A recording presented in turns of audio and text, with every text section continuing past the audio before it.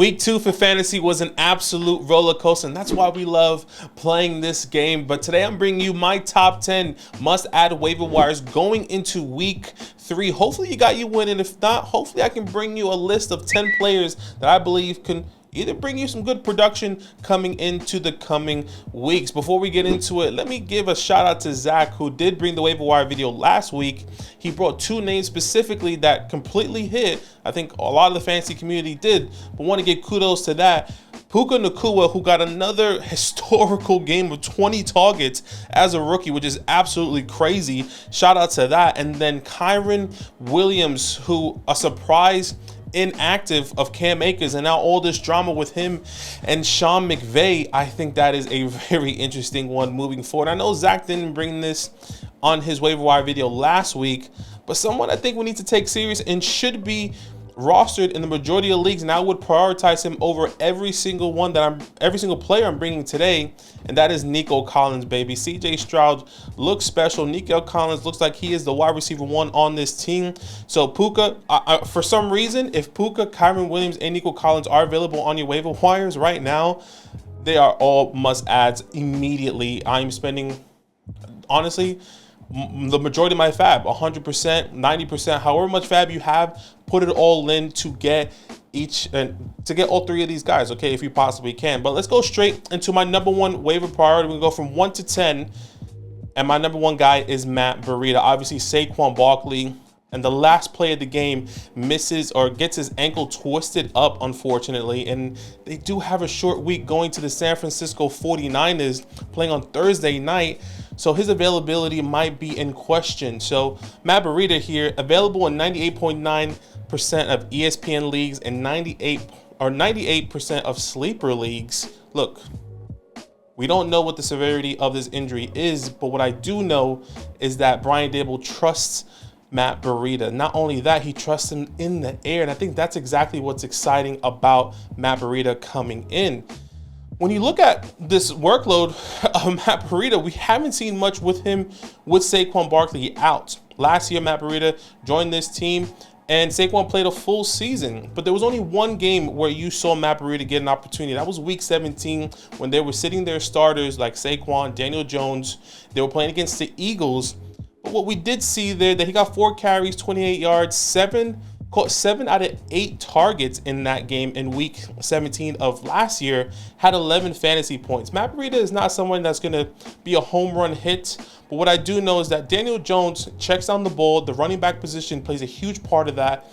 And I think Matt Breida can easily see a good 11, maybe to 12 points. So if I were you, and I know if you are a Saquon Barkley owner, or if you are struggling with Austin Eckler, or you had a J.K. Dobbins, or you drafted a Cam Akers, whatever the case may be, Matt Breida might be somebody you have to pick up here. So this is why he is my first waiver wire priority. Fab that I'm spending on him about 15%. I don't want to go too crazy because this is a short-term pickup. He's not going to be somebody going to be starting week in and week out for the rest of the season.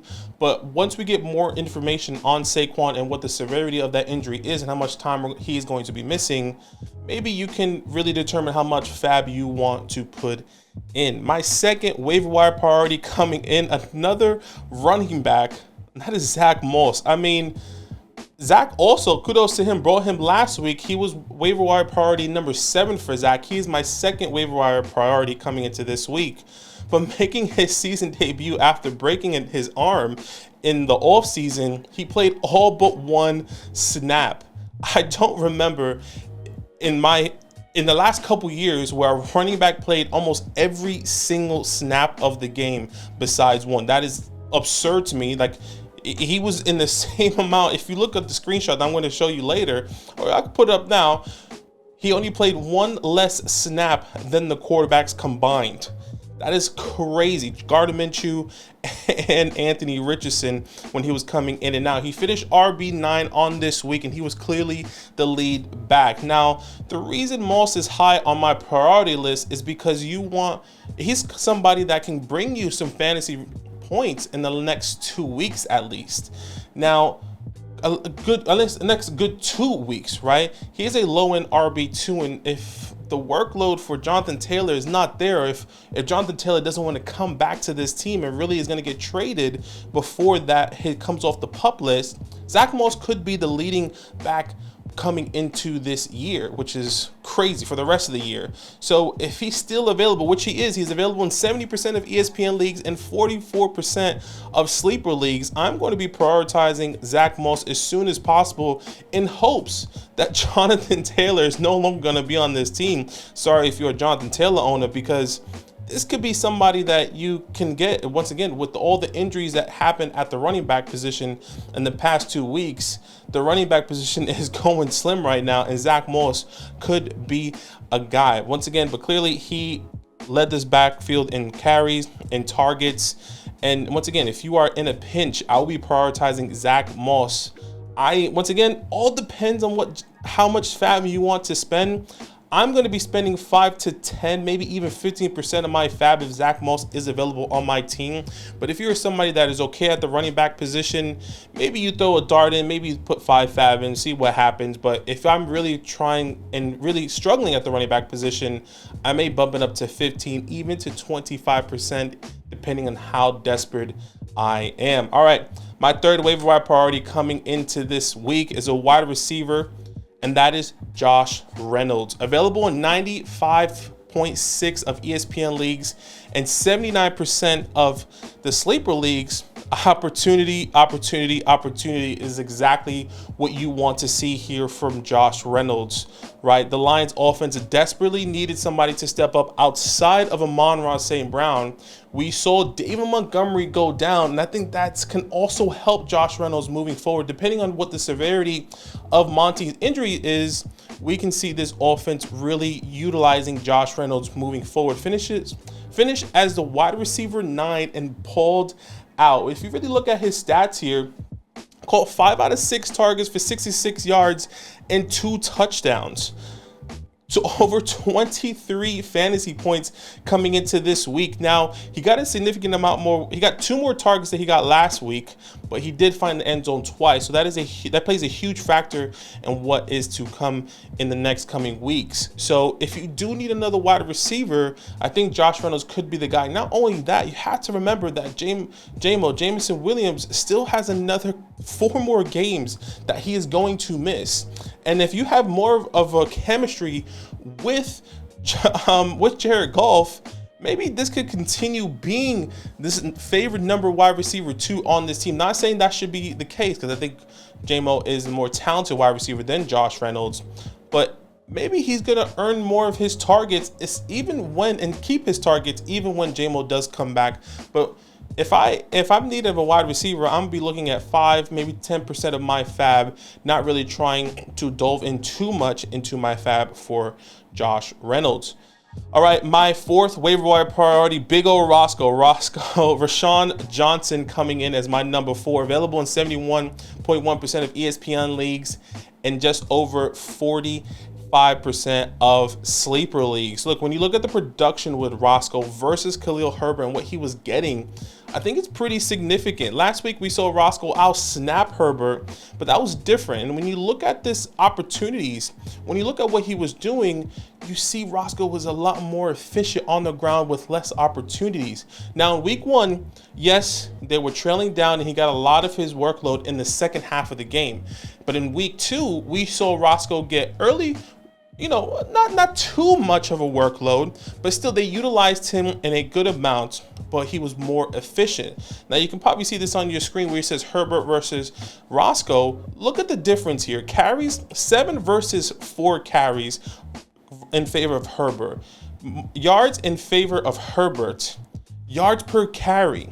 More efficient on the ground, Rashawn Johnson. I think that is significant. Fantasy points too. It's not sexy because this is a longer play. 6.8 for Herbert versus 6.2 for Rashawn Johnson. And I think that is significant because when you go back, when these head coaches go back and look at the meetings and look at the film, they're saying Rashawn Johnson is more efficient. Rashawn Johnson is getting more yards per carry. He's getting us the chunkier, bulkier plays. We need to get him more snaps. And I think that's exactly what we're going to be seeing in the second half of the season, week in and week out, as the season is progressing. Zach and I have been preaching is like, look, Khalil Herbert may be good for the first couple weeks, but expect Roscoe to be getting a significant amount of workload as the weeks progress into the second half of the season. And I think we might be seeing that sooner rather than later. I was hoping Khalil was going to be maybe getting the workload maybe up until week 4, 5, but it looks like we could even see Herbert getting a more amount of work going into week 3. So let's see what that looks like.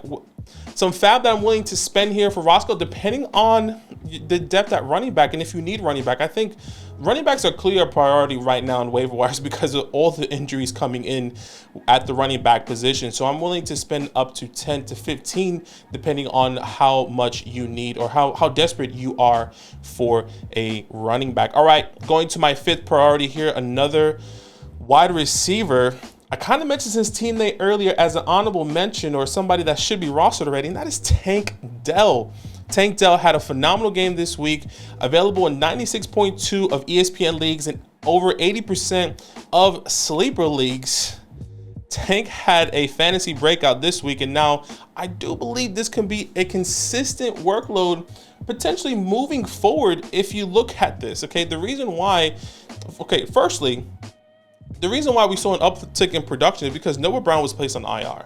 Okay, Noah Brown obviously in week 1 played the majority of the snaps over Tank Dell, but now that Tank Dell got his opportunity and got the snaps, that's exactly what we saw. He made use of his opportunity. Now you can probably see another little graphic here, Tank Dell week 1 versus week 2. Look at the snap difference, the route run difference, and the target difference from week 1 to week 2 coming into this week, right? Significant amount more snaps. He clearly ran the ball, ran routes more, and had more targets. Tank was given the opportunity, and he produced with that opportunity. Secondly, Stroud is taking strides in his rookie year. He is continuously. English is hard. I've been up all night. I mean, remember, we're in Australia here, so I've been up since 3 o'clock prepping for this, now recording, so I'm exhausted. Moving the ball down the field. Okay, this is a high-powered offense, which sounds crazy to say. Not really high-powered, high-passing offense. I think, a lot of coming into this season, I thought the Texans was going to be more of a run offense. They might lean on this run game with Dameon Pierce, but that is not the case. If you look at the passing attempts for CJ Stroud from weeks 1 and 2, weeks 1, 44 passing attempts. He was 5th amongst quarterbacks in week 1 in passing attempts. In week 2, 47 passing attempts. He was 2nd amongst quarterbacks in week 2. Maybe that was based off game script. Maybe a lot of it was based off that. Maybe because they were playing from behind in week 1 against the Baltimore Ravens. And here against the Colts in week 2, he definitely did struggle. Obviously, or this team struggled and they were down early. That's why they had a lot of passing attempts. But that's what we were expecting coming into the season anyway. We were expecting this team to be down often and for them to really spread the ball a little bit more with CJ Stroud, and now a more competent quarterback than what we saw with Davis Mills. I think we can see this production continuing for Tank Dell and or Nico Collins. We thought it was going to be Dalton Schultz. That is not the case here. And lastly, the schedule ahead is tough, which means that more passing opportunities, okay? He's playing the Jacksonville Jaguars, who had a tough game this past week, but has a decent defense, right? He's playing the Pittsburgh Steelers over there with Wah and all these other great defensive players on the Steelers in week 5. In the next 2 weeks. So I would expect Tank Dell to continually getting this workload than what we saw.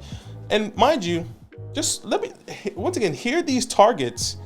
Caught 7 out of 10 targets for 72 yards and a touchdown, over 20 fantasy points for Tank Dell. I don't know, man. I think he can continue this moving forward, especially with Noah Brown being gone a little bit more. Dalton Schultz not really stepping up at all. If I'm in need of a wide receiver, this could be a good flex option moving forward, depending on what your wide receiver depth look like. So I'll spend about 5 to 15 fab coming in to this week. All right, my 6th waiver wire priority. Zach kind of brought him last week.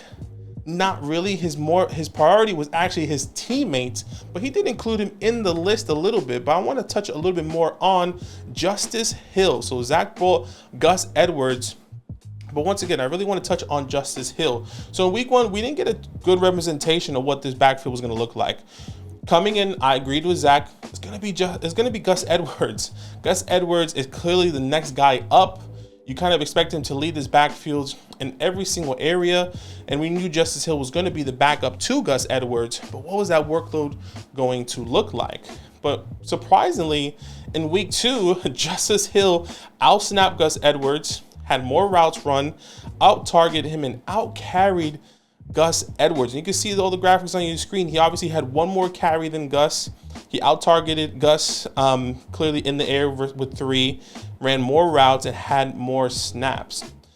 Look, I'm not saying this is going to continue, but if you are in once again, desperate need of the running back position because of all these injuries, Justice Hill, especially in deeper leagues, might be somebody worth picking up. I'll be honest with you, I started him in one of our home leagues because I was somebody that had Austin Eckler, and if I'm not mistaken, I had J.K. Dobbins. So I needed somebody.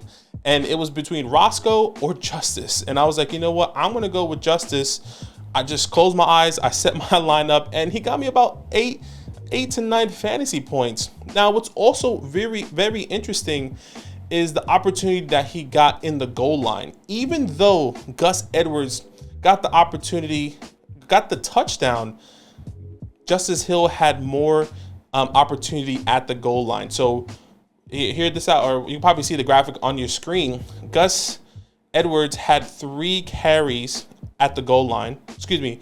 Justice Hill had 3 carries at the goal line, but Gus Edwards had 1 carry at the goal line, which ultimately resulted in a touchdown, and he got the more fantasy points that week. So look, it's annoying. It's not something that you want, but if you do, once again, are struggling at the running back position, Gus Edwards could be somebody that, or excuse me, Justice Hill could be somebody that you might want to pick up. I'm not spending too much fab on him. I'm spending 5 to 10% of my fab. I don't want to break the bank here because honestly, it could go back and forth either way. But once again, with the way the running back position is looking right now, with all the injuries, I think he could be rostered and should be rostered. All right, we're going down the list here. Another wide receiver, Jayden Reed, coming in, available in 86.6 of ESPN leagues, 81% of sleeper leagues. With Watson still dealing with this injury and a high chance of re-aggravation, I think Jayden Reed should be rostered and should be envisioned as the number 2 wide receiver coming into this offense, right? When you look at Reed's stats here, it's very interesting. This past week, caught 4 out of 8 targets, 37 yards, and 2 touchdowns, had over 19 fantasy points this past week. Look, Reed was targeting 33% of routes run, which is really impressive, right? And moving forward, this could be a good flex option, especially if Christian Watson is going to miss more time. We don't know what the severity of his injury is. We don't know what the timeline. He was in question coming into this week, but if he's practicing, maybe he gets another setback, or he's still not ready and they give him another week to rest. Jayden Reed could be a good flex option here if you are struggling at the wide receiver position. So if he is available, once again, available in 86.6% of ESPN leagues and 81% of sleeper leagues, especially on bye weeks later on, this could be something good. Okay, so I'm not spending too much fab on him, 5% of my fab, but look, I think he can be a viable flex option moving forward. All right, my next wide receiver here is Tutu Atwell. Look, these wide receivers are kind of getting a little bit desperate, but once again, if you need him, I would definitely try and pick him up. Available in 80% of ESPN leagues and 68 of sleeper leagues. Kind of the same thought process of like Jayden Reed. Cooper Kupp still has a couple more games to come back until he does come back, right? You have another 2 weeks that you may need another wide receiver, and Tutu Atwell earned his targets. In the NFL, everyone's always saying targets are earned, not given. And when you look at Tutu's opportunity here in the last 2 weeks, week 1 caught 4 out of 6 targets for 54 yards, over 10 fantasy points. We're like, okay, let's see if it's going to maintain. Let's see if he gets those same targets coming into this week. It's a tougher matchup. He's playing San Fran. Let's see what that looks like. He comes in, he gets 7 out of 9 targets for 77 yards. getting over 15 fantasy points that game. So it's like, okay, you can kind of see that trend starting to happen. Now, I would say Tutu Atwell will be the victim of losing targets, losing opportunity once Cooper Kupp is back, right? So this is why this is a short-term priority. This is why he's lower on my priority list. But if you do need somebody, maybe you have Cooper Kupp and Puka Nacua got picked up, Tutu Atwell could be a good one that you can put in your flex if you are in desperate need. Not spending too much, not spending a lot of fab, 5% of my fab. Don't want to spend too much of that, but I think that could be a good opportunity for you coming in. All right, my one quarterback leagues, maybe super flex leagues, whatever type of leagues you are playing in. I got a quarterback here for you, and that is Jordan Love. Available in 60.4 of ESPN leagues and available in 40% of sleeper leagues. Once again, specifically for one quarterback leagues, and you're looking at like streaming somebody, right? If you look at the quarterback position here, Jordan Love last week finished as QB3, put up crazy numbers. This week he put up 20 plus points, and this is without Christian Watson, without Aaron Jones, without his left tackle and David Bakhtiari, and he put a decent fantasy points up, and that was with Jaden Reed, Romeo Dobbs, AJ Dillon, who did absolutely nothing, and Luke Musgrave. He was the one bringing them down the field, which I thought was pretty exciting. And when you look at this, his upcoming schedule is pretty favorable, right? Next week, he is playing the New Orleans Saints, and then week 5, right, going into week 4, he's playing the Detroit Lions, who give the most fantasy points to the quarterback position. And if you are somebody that has an early bye week, if you want to go even into week 5, I know Josh Allen, if I'm not mistaken, Justin Herbert also has bye weeks, Baker Mayfield all have bye weeks on that week in week 5. He's playing the Las Vegas Raiders, who give the 12th most fantasy points to the quarterback position. So with the weapons around him going to improve coming into those weeks, he should produce more fantasy points as we get, deeper into the season, which I think he could be a good streamer coming in, especially if you are struggling at quarterback. Maybe you did a late quarterback strategy and you had a Matthew Stafford, or I don't know, you had Geno Smith. I know he struggled in week 1. Whatever the case may be, Jordan Love could be a viable streaming option coming into the next couple of weeks. Only spending 5, depending on if you really need a quarterback, maybe 10%. 10 to 15% if you are struggling with quarterback here. Maybe you got a Derek Carr. Once again, whatever the case may be, Jordan Love could be somebody you can pick up. All right, and my last waiver wire priority, not sexy whatsoever, but you have to take into account what this means, especially, and this is Nelson Agholor. Available in basically 100% of leagues on both sides, in ESPN and on Sleeper. Once again, not exciting, but OBJ gets hurt. And this is kind of what we were expecting. We were saying, okay, OBJ is going to get hurt at some point in time in the season. Who's going to step up? And clearly, we all believe it's going to be Zay Flowers, right? But when you look at the numbers, it's interesting because Zay Flowers, I guess, was kind of shut out this game. And Nelson Agholor led this team, was second in the wide receiver rooms with targets, right? In the team, right? Mark Andrews led the team with targets with 8. Then it was Nelson Agholor. Then it was Zay Flowers. Then it was Rashad Bateman. I think that is really interesting here. I'm not saying this is going to happen week in and week out. I'm saying that if maybe Rashad Bateman gets hurt, right, and maybe OBJ misses some more time, Nelson Agholor could be somebody you should be picking up here just as a stash, just to see what happens. But I expect Mark Andrews, as he came back, he was looking better. He was on his pitch count as well. You expect Zay Flowers and Mark Andrews to really take on this workload once they get more acclimated into the season. But once again, if anyone does get injured on this team, like OBJ, like he already is, or Rashad Bateman, who has an injury history, Nelson Agholor could be, and maybe should be rostered in your leagues. And I'm not spending too much fab on him, but that's kind of what I'm doing here, guys. So hopefully that was helpful. Comment down below any questions, star sit questions, waiver wire questions that you do have. We'll be answering every single comment down below. Make sure you drop a like on this video. And if we can get to 64K like we did in week 1 waiver wire, that'll be amazing. But if not, it's all love. And before I do go, one last thing, go to flockfantasy.com/land, the best place to support what Zach and I are doing here. If you want to get Zach's weekly starts for every single position and rankings, Once again, flockfantasy.com/land, the best place to support what we're doing here. Quarterbacks, wide receivers, running back, and defenses. If you play with defenses in your league, we got you. Appreciate each and every one of you.